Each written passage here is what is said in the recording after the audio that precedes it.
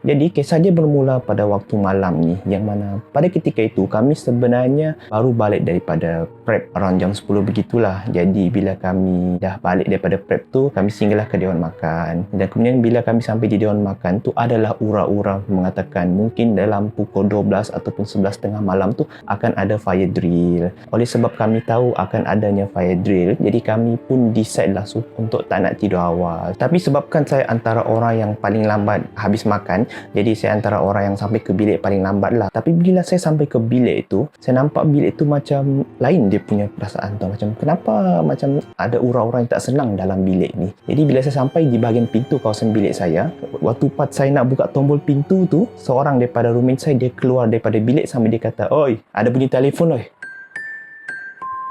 Jadi saya pun heran lah, sedangkan dalam bilik tu tak ada yang bawa telefon. Jadi saya pun taklah endahkan sangat dia punya perkataan tu pada awal-awal dia, dan kemudian saya terus masuklah ke dalam bilik. Sampai saja saya di dalam bilik tu, saya pada ketika itu tak silap saya ada 6 orang yang berada dalam bilik pada waktu kejadian tu. Saya pun heran, kenapa mereka asyik sebut bunyi telefon sedangkan saya tak ada bunyi apa-apa pun dekat bilik tu. Jadi saya pun duduklah di katil saya. Kemudian kawan saya pun bagi tahulah, "Ai, kau asyik dengar bunyi telefon kah?"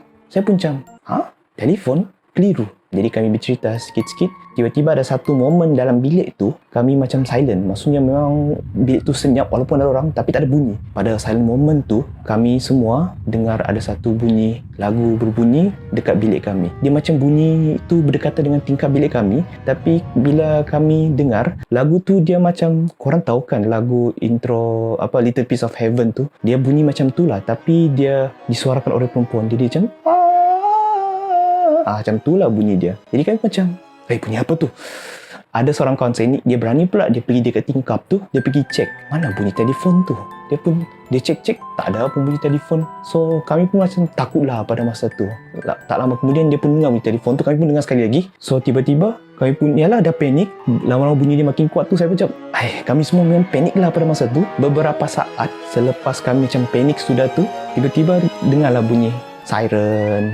Bunyi siren tu pun memang kuat lah. So kami daripada yang takut tu, kami pun macam okay, fire drill. So kami pergi berlari keluar daripada asrama, terus pergi ke Dewan Kuliah. Setelah habisnya kami daripada fire drill tu pun, kami baliklah ke bilik kami. Dan kami pun macam cek lah, ada ke tidak bunyi telefon tu sekali lagi. So kami pun menunggu, tunggu.